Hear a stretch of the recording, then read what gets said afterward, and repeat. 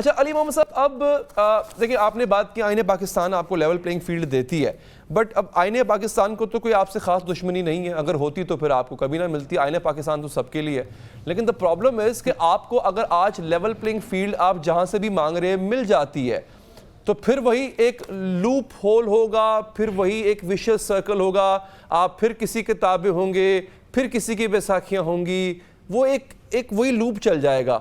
آپ کو نہیں لگتا کہ that you being a party جو کہ اس ٹرموائل سے گزر رہی ہے should come out of this now؟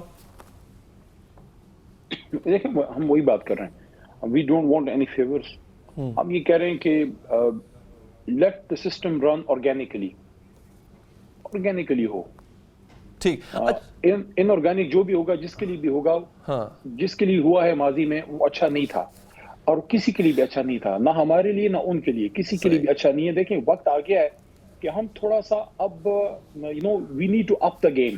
اور ایک اور بھی چیز ہے، اگر ہم یہ کہیں کہ سارا کچھ ہمارے کچکول میں آپ ڈال دیں گند کہ ہم نے کیا، دیکھیں ہم تو 3.5 سال کے ذمہ دار ہیں، اور ہماری تو تحریک جو ہے ایک ریئیکشنری فورس ہے.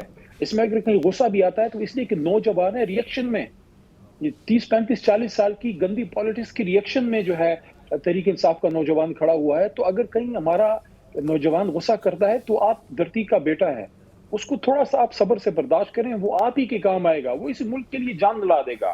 تو اس لیے اگر کچھ چیزیں ہوئی ہیں، یہ میں اس لیے کہہ رہا ہوں کہ 9 مئی میں کوئی بھی ملک دشمن نہیں تھا. اگر کوئی غلط ہے، میں نہیں کہہ رہا کہ آپ اس کو کچھ نہ کہیں، میں نے فیس کیا یار، نہ کچھ نہ کر کے بھی میں جیلوں میں رہا، میں جو ہے دہشت گردی کے کیس سے فیل کی، عدالت جو ہے فیس کی، عدالت کے حکم سے میں نکلا ہوں. تو میں یہ نہیں کہہ رہا کسی نے غلط کیا اس کو آپ معاف کریں، لیکن میں یہ کہہ رہا ہوں کہ اگر کوئی انوسنٹ ہے یا کوئی بے شمار لاکھوں کروڑوں لوگ جو ہمارے کسی چیز میں انوالو نہیں ہیں، وہ ان کو آپ پاکستان زندہ باد کہنے دیں، ان کو دیوار سے نہ لگائیں، کیونکہ پاکستان زندہ باد کہنے کے لیے ہمیں ان نوجوانوں کی ضرورت ہے تاکہ یہ یک جان دو قالب اپنی فورسز کے ساتھ کھڑے ہوں. اور دیکھیں پاکستان تحریک انصاف کا ورکر کون ہے؟ پاکستان تحریک انصاف کا ورکر جو ہے اس کو پاکستان زندہ باد پہ عمران خان نے کھڑا کیا تھا، کسی اور بات پہ کھڑا نہیں کیا تھا. ٹھیک. اچھا علی صاحب یہ بتائیے گا اب آگے کی پالیسی کیا ہوگی؟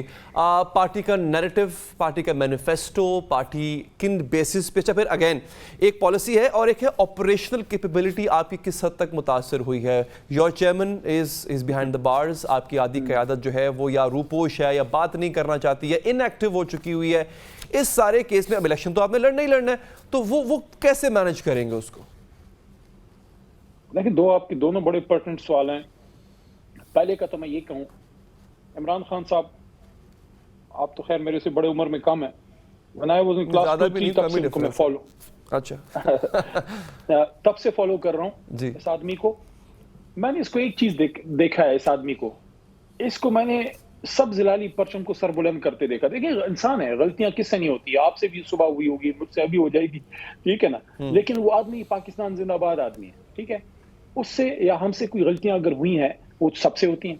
اب آپ نے کہا آگے کا، جس ایک نقطے پہ میں چیئرمین کے ساتھ شامل ہوا تحریک انصاف میں، وہ ان کا ایک ہی نعرہ تھا، انصاف کا نظام احتساب سریا.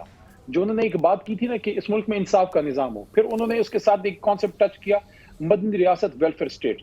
تو آپ نے کہا آگے کا راستہ کیا ہے؟ پاکستان کو اسلامی فلاحی ریاست، جو جناح کا ویژن تھا، قائد اعظم محمد علی جناح کا ویژن، کہ اس میں عدل و انصاف ہو، کوئی ذاتیات نہیں، کوئی کسی کو ٹارگٹ کرنا نہیں. اس وقت ہمیں پاکستان کے ٹیمنگ ملینز، 2 طرح کے لوگوں کی میں بات کروں. ایک وہ جو بیچارے اینڈز میٹ کر رہے ہیں، جو صبح کی نکلتے ہیں تو رات کو کھانے کا پتہ نہیں ہے، بل آتے ہیں تو وہ ڈر جاتے ہیں کہ میں بچوں کی فیس دوں یا میں کھانے کے ان کے دودھ کا انتظام کروں. ایک تو ان کے لیے سوچنا ہے. دوسرا جو آپ جیسی یوتھ ہے، یار دیکھو، میں کل کی آپ کو میں جگہ نہیں بتاؤں گا، کل کی ایک دوست سے ملاقات ایک جگہ ہوئی، بزنس کمیونٹی کے، ان کے بیٹے امریکہ میں پڑھ رہے ہیں.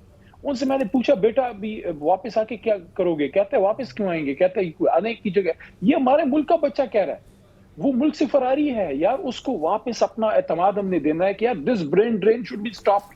وی should give hope to these dreaming millions of Pakistan in youth کو. کہ اس ملک کو کوئی نہیں اٹھا سکتا، آپ کا یوتھ اٹھائے گا، اور یوتھ اس ملک سے فراری ہے، اس کا اعتماد بحال کرنا ہے. تو اس کے لیے کیا چاہیے؟ آپ نے کہا وے فارورڈ یہی ہے، اسلامک ویلفیئر اسٹیٹ، جس میں آپ ایجوکیشن پہ، یوتھ پہ فوکس کریں اور ملک کو آگے لے کے جائیں. ویلفیئر ہو اور انصاف پہ مبنی نظام ہو.